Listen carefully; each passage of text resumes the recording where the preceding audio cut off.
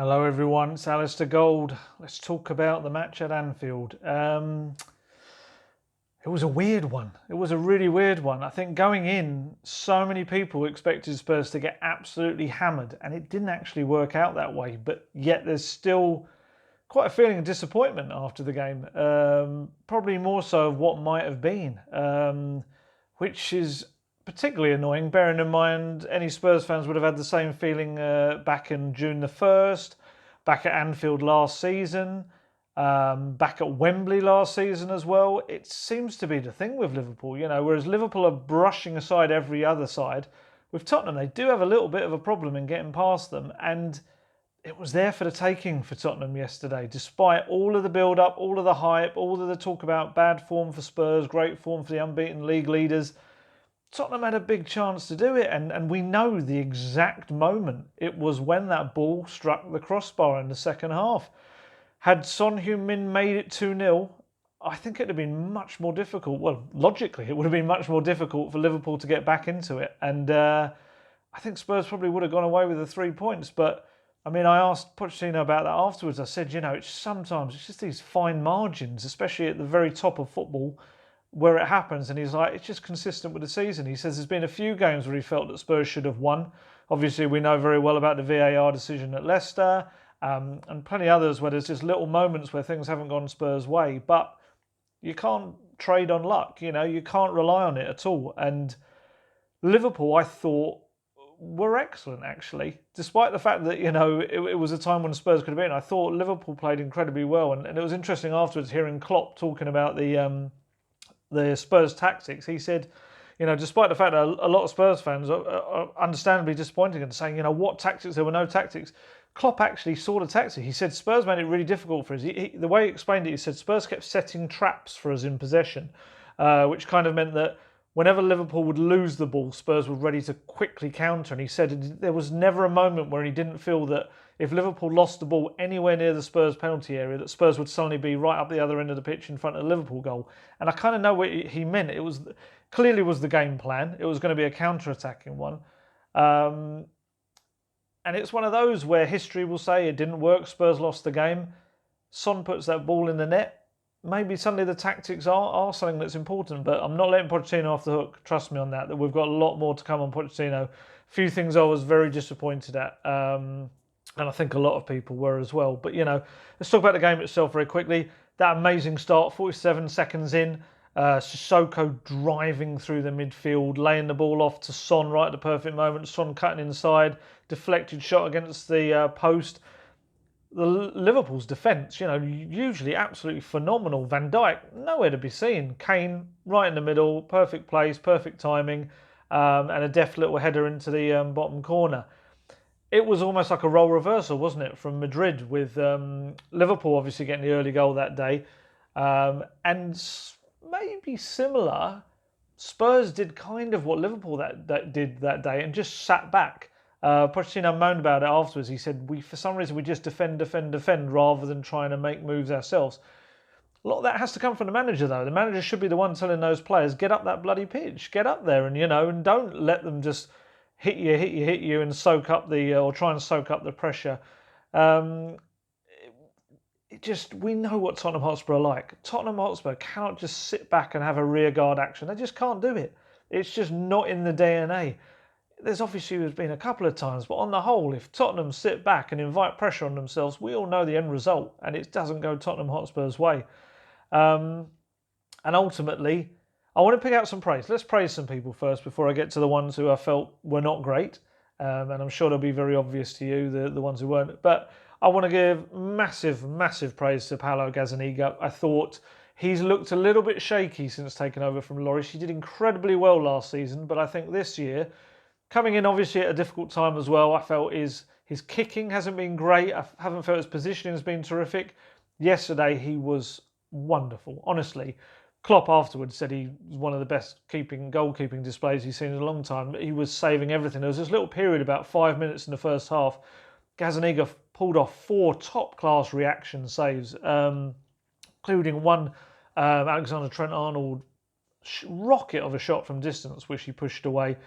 And I think Van Dijk header as well, wasn't it? He pushed over from really close range. He was terrific, and he didn't deserve to be on a losing side at all. And I'd say the two men in front of him as well, Toby Alderweireld and Davinson Sanchez, had some reservations. I actually predicted one of the rare successes in my predicted 11. I predicted that Poch would go with those two in the central defence, even though it's quite unbalanced.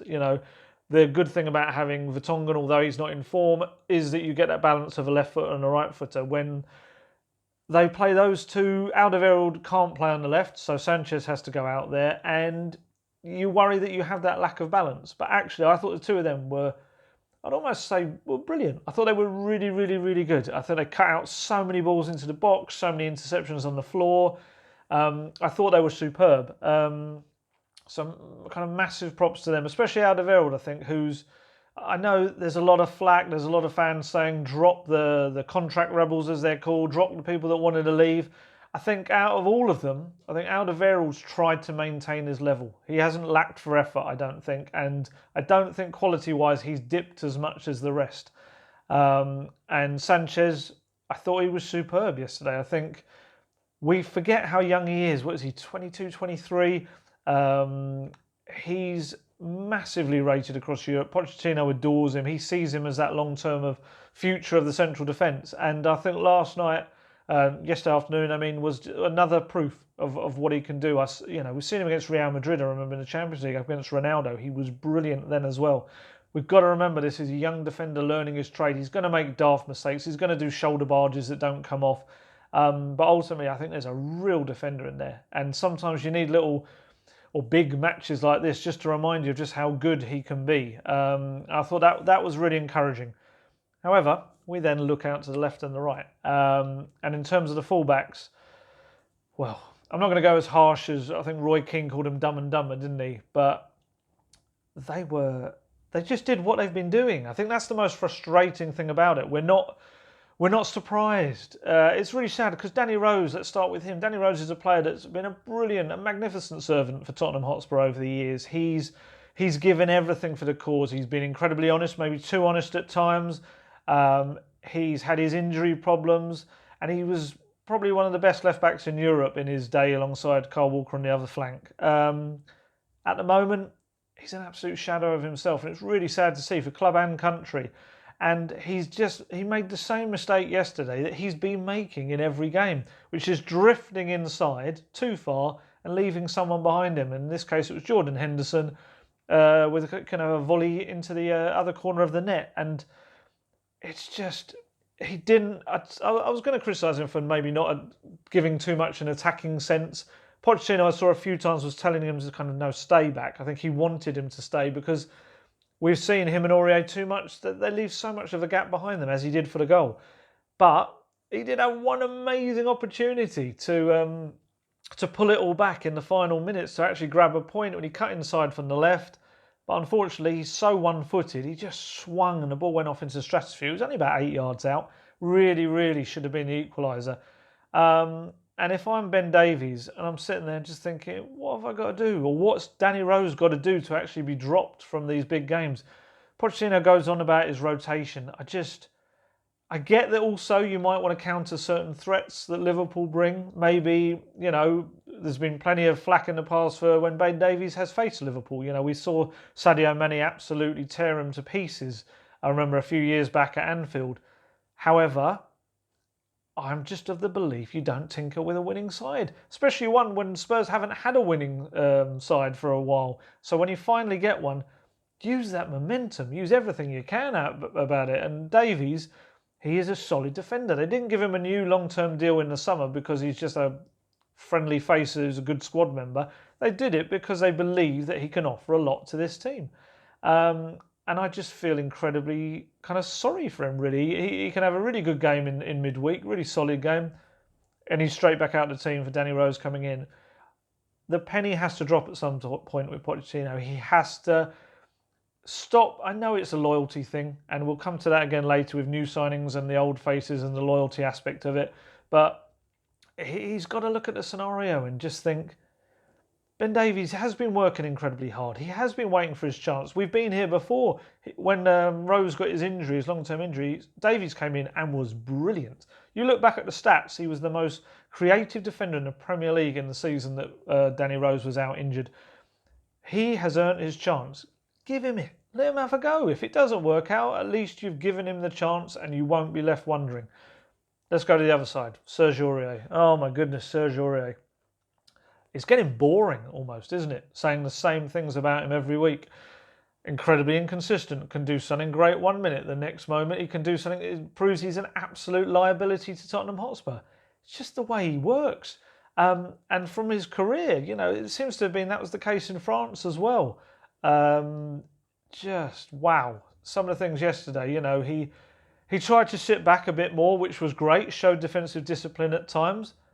Then it could just go, just in an instant. He can absolutely flip the switch and he's like a teenage player at times. This is a guy who'll be 27, I think, at the end of the year. Instead, he's like a headstrong teenager who just in the moment switches off. He was caught out of position in the first place by Mane, got him behind him, looked like he'd won it back with some decent defending, covering his own tracks, and then managed to somehow fall over in the box, slip over, and then go and clear it and not see that Mane was still there and kicked his leg. It's just, it's like some old comedy thing from the black and white era and the silent film where people falling over like the Three Stooges. That's what it's like sometimes. Sorry, massively age reference to anyone younger that's watching this, probably thinking, what the hell is he talking about? But just like some kind of awful comedy on TV, slapstick stuff. And I'm sorry, we're just a bit with Rose and Davies. What have the other players got to do? Juan Foyth, Argentina manager Lionel Scaloni, clearly said Foyth is the future of the right-back position for Argentina. He has impressed him every time he's played there. Tottenham Hotspur, he's come back and he barely exists. Got a couple of minutes, didn't he, in the Champions League in central defence.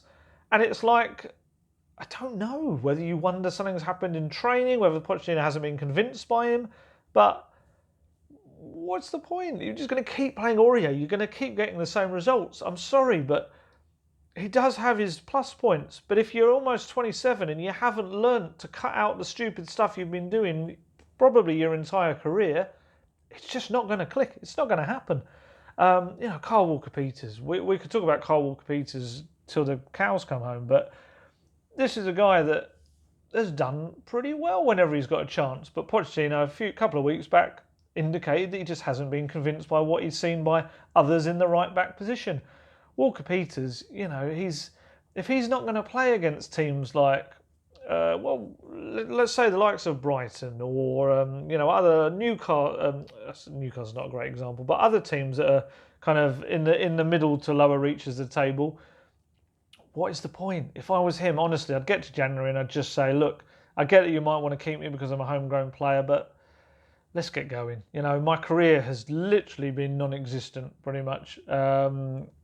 He should be playing at least lower Premier League level for someone. He offers so much more going forward than any other right-back Spurs have, or any potential person for the right-back slot. He don't get me wrong, he had a bit of a confidence issue, I felt. Was it his third game? Was it possibly the Arsenal game? No, Arsenal was Evanson Sanchez. So it was the game before, was that Newcastle who came off injured. I think he didn't feel he could attack quite so much. I think he was worried about players getting behind. But ironically, when he does attack, he's probably one of Spurs' best kind of wide players. I thought he created, well, we've seen it. Remember Bournemouth, wasn't it, last year, with 3 assists in the one game. He's got it in him. I just feel so sorry for him that it's almost been written off already. And we're watching the absolute mess that Serge Aurier is serving up. It's another penalty conceded. He's conceded 4 since he joined Spurs 2 years ago, which I think, bearing in mind his matches he's played, works out a penalty conceded every 12 games for Tottenham Hotspur, which is rubbish. It is, and it's concentration stuff. Pretty much every one of those penalties you can look back at. Yesterday's might have been soft, but because he put himself in that position in the first place. And that's what all of his penalties are pretty much. It's his own mistakes, trying to recover and making another mistake. It's not good enough. It isn't. And if Walker-Peters isn't going to play, Foyth presumably will play at some point, but just not at the moment. Then you get to January, you have to bring in a new right back. You just have to. It's really not good enough. And let's talk about the other player on the pitch. We have to. The other player who I felt slightly sorry from this time, Christian Eriksen. He put the effort in. He did. Anyone that says that he wasn't trying didn't watch the game properly. He did. He put the effort in. He worked hard. At times he was playing a bit like a right back, trying to cover Serge Aurier, which just obviously isn't his game. But I just see a player that is absolutely bereft of confidence, and the quality is just woeful. The penalty that ended up winning the game, actually, if I remember correctly, came from Eriksen messing up a pass. And that was pretty much the story of his game. Whenever Spurs wanted to look to break, pretty much every time the ball got to Eriksen, and it wasn't much. You look at his passing stats, he gave it away.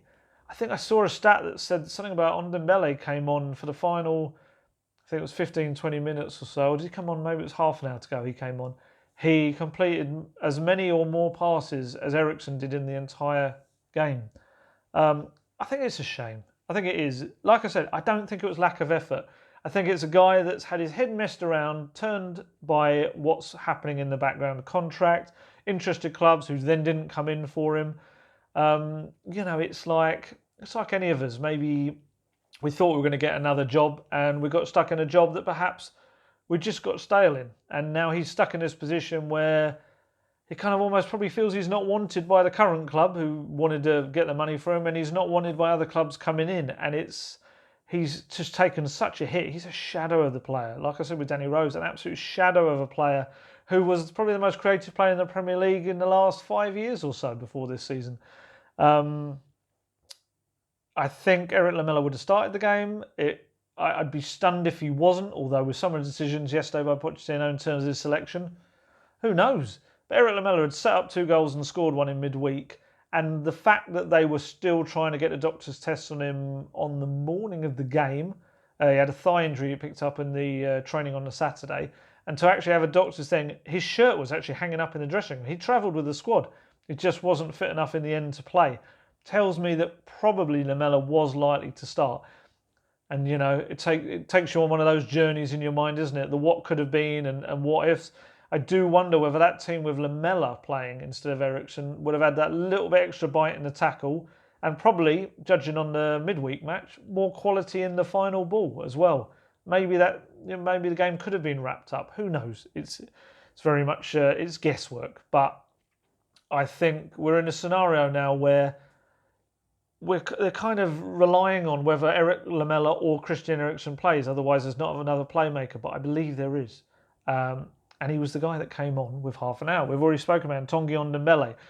For me, Pochettino clearly doesn't have that ultimate trust in him yet. I asked him about him on Friday at the press conference and said, kind of what's to come from him and everything like that. And he kind of gave this wishy, I know what it was. I asked him about, I said, you said earlier in the season that Ndombele is about 30% of his potential he's playing at right now. Where is he at now? And he kind of not bumbled through, that's pretty harsh, but he said, I don't think we're going to see the best of him for maybe a year, 18 months, maybe even 2 years. It takes that long for a foreign player to adapt to a very different league. And he said, and also you have to take a look at the opposition he's been playing against. It was obviously his little knock at Red Star and saying that, he will get more time in European games and stuff like that. But I felt he came on again. And interestingly, Pochettino, it was a very similar question came out at the press conference yesterday. It was that, what did you make of Ndombele? He seemed to make a difference. And it was a big difference. He was like, big difference? Doing what? And it was a really dismissive answer.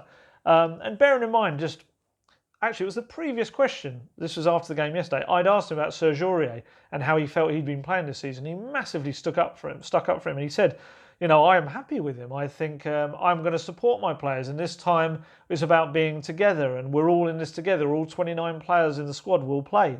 Blah, blah, blah. Then literally the next question gets asked about Ndombele and he goes, he's quite critical. He's like, oh, what? But then you have to look at the game was different, Liverpool was stretched, they were a bit more tired. He came on, and to me, that was doing a complete opposite. That was not bigging up a player, especially a player who would have felt he would have started this match. This is a club record signing. They need, if you're going to say they need confidence, that applies to all of them. But he's got this little thing, I feel, Pochettino, where I can use this statement to apply to most people, but there might be people that I might not apply that statement to. It's a really weird way of doing things, and every player is important. Every player will play games. Not every player does. Ask Lucas Moura. Ask Kyle Walker-Peters. Ask Juan Foyth. They're not playing every game. They're not rotating in and out. They're just sitting from the sidelines, getting minutes whenever they possibly can. And I think this is the massive thing about how contradictory you can be. And I've said this before, I'm no doubt, and journalists are no doubt very contradictory, as fans probably are very contradictory when they're kind of ruled with emotions and react to stuff. But if you're going to have a very set rule that you live by or manage by, you've got to apply it to everyone. Otherwise, you get scenarios like that just sound a bit daft. Ndombele came on and, for me, upped Spurs' game a lot. They suddenly looked like a more attacking presence, which leads me to my hypothesis, if you will, the experiment I think he needs to do. If he's worried that Ndombele can't provide the defensive side of the game, the tracking back that he wants from him right now as he's adjusting to the pace of the Premier League, play him in a more advanced role. Have Winks and Sissoko there, or have Eric Dyer in there with one of those two. Play Ndombele in the Eriksen role. He's not a similar player. He's not the same player, I know that. But play him further up the pitch in a, not quite, maybe a number 10-ish kind of role. And you've got a guy that can dribble past people, can thread very nice through balls through to people, can pick out, he kept doing these little spin passes out to the flanks, and can get in the box and score a goal. We've seen that this season. Why not try him in the role? It frees him of the defensive shackles and responsibilities that you're worried about. And instead, you've got a guy who you know can be a creative force up there. What's the harm in trying it? Honestly, play him in a 3 with Son one side, Lamela the other, or playing with Ali there. And I think it's something that's worth trying. I don't see why not. Rather than do him down and say, oh, he's only done well against good opposition. Sorry, he's only done well against poor opposition, which is what that came across as. Have a go. Honestly, you've just shelled out your club record fee on him. The guy's got talent. He shows that. He shows he can be a game changer. Let him change the games, because those games need changing. Trust me, they've been pretty poor on the whole.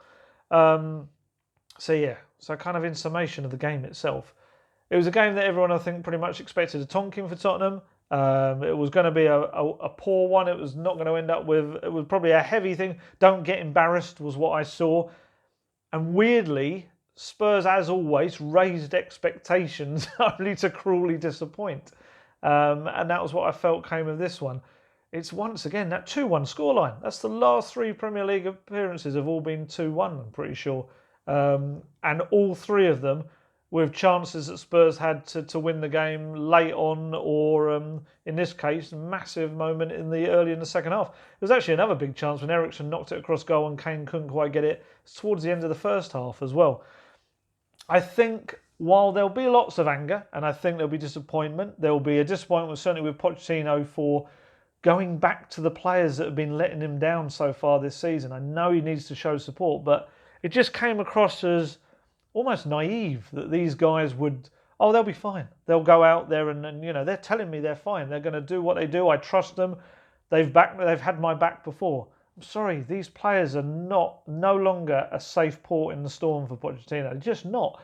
They're letting him down. And you kind of found in midweek there was all this optimism. It's like, yes, he's actually kind of having a bit of a tweak of this, and he's trying these other players, and it got a massive comprehensive result. And for me, it was all about that intent as well, not as much the opposition. And then it was almost like 2 steps backwards. To a point, I must say, I don't want to come down too hard, because ultimately Tottenham could have won this game. They could have. They could have done something that a lot of teams will struggle to do, is go to Anfield and get anything. We know about Liverpool's long unbeaten record at Anfield. They've been brilliant there. Spurs really should have won that game. So you don't want to go too hard in on them, but it's just annoying that you just felt in those little areas, 3 key ones, Aurier, Rose, Eriksen, replace those 3 players with different players, and you might have come away with a result. Obviously, it's massively in hindsight. They win 2-0 or whatever. Everyone says, oh, it was a masterstroke. But for me, it was just disappointing. Pochettino, he talks about being brave. He talks about the club being brave in recent years. He talks about the players being brave in the way they play. He needs to be brave as well. You cannot just fall back on those safety net options. He needs to shake it up. Otherwise, he's going to have to stop moaning about it. Or I know he's not. He'll say he's not moaning at the moment. But it kind of makes any talk that he had in the summer about freshening rebuilds, all that, a bit daft when he's not going to use different players and when he's going to be kind of welded to these original guys who were great at the time, just aren't doing the business anymore. This is a big month coming up. Tottenham Hotspur in the next month. Every single one of these games on paper should be winnable for the Tottenham Hotspur we've seen in recent years. There shouldn't be any excuses. They really should. So this is a time when he knows he can put everything back on track in the Premier League. It's still a very open Premier League. There's still going to be inconsistent teams in there. That top four is not, cut off and adrift. It's just not. But, you've got games coming up. You've got Everton away. They're a team that's struggling at the moment. They're going to be much tougher at Goodison Park, don't get me wrong. But they are still a team that is weak at the back and is vulnerable. And Tottenham have to go for it. You've got Red Star away. Again, another tough game. But on paper, we've seen what they can provide. They put out on the pitch. Spurs should be going for that game. They should. And then there's a series of games after that. They stretched out like a long list of on-paper great games. Tottenham need to take advantage of it. They do. And I talk about Ndombele. I kind of forgot a certain guy as well. Giovanni Lo Celso came on late on in the match, and I think actually he was a similar stat with him as well, in that he had a similar amount of completed passes as Eriksen in 10 minutes. For him, it's going to be about fitness. I know people are desperate to get him back in. He's the one for me that I don't agree with the fans saying, let's throw him in, he's got to start. What they would have loved, Spurs, this week would be to have the Carabao Cup match that they would have had they managed to get past Colchester. Had they had that, I think you probably would start Lo Celso in that, get him an hour under his belt. But that's against a different kind of opposition in a different competition. Right now, it's going to just need more and more sub minutes, maybe a half hour in the next one, and then possibly start against Red Star. Ryan Sessegnon, we've got to see him on the bench. We've got to get him some minutes in his legs. Honestly, Pochettino played him down massively when I asked about him the other day. For me, and I've said this before and I'll repeat it, I really think this kid could be the most exciting out of all the summer signings. And that says a lot, bearing in mind the quality of Ndombele and Lo Celso. I just feel that Poch could work wonders with this kid, and he may be that he is the left back of the future. It may be that he's the left winger of the future for Tottenham. Who knows? Pochettino probably is the only one that does. I just think with his pace and guile and trickery and someone that's actually going to go at it directly, bombing at that defence, that's what Spurs need. They need risk takers. They need someone who maybe is a bit younger and isn't so seasoned or scared or whatever is the problem at the moment. And I'm really looking forward to seeing him get out on the pitch. But just in summary, because I'm aware that I'm waffling on for too long, be brave, Mauricio Pochettino. Be brave. Telling everyone else to be brave, go and do it yourself. Don't just fall back on old habits. Don't just let these safety options kind of sit there and make the same mistakes. They say the definition of insanity, isn't it, is making the same mistakes over and over and over and over again. And if you're going to keep picking these players and going to keep doing the things they're doing, ultimately it'll only be his fault. This is the thing. I'm a big supporter of Pochettino. I think he's done brilliant things for Tottenham Hotspur. And whether it's just naivety or being stubborn at the moment, he's kind of tying his own hands behind his back, which is daft when he's got options. And I think he'll have more options as the week goes on with Lo Celso and Sessegnon getting fitter and fitter. Change it up. Change it up. We saw against Red Star what can happen. There's belief in this team. They fought at Anfield as well. This is the thing. Forget any notion that the team aren't fighting for Pochettino or Tottenham Hotspur or the shirt, whatever. They're fighting. They gave everything against one of Europe's best teams. It's there. Harness it, use the right players and make it work. And hopefully we'll be having much nicer things to talk about in the weeks ahead. I'm Alistair Gold, and that was my, hopefully not too much of a rant, but just chat about all things Tottenham Hotspur in the past few days. I shall catch you later.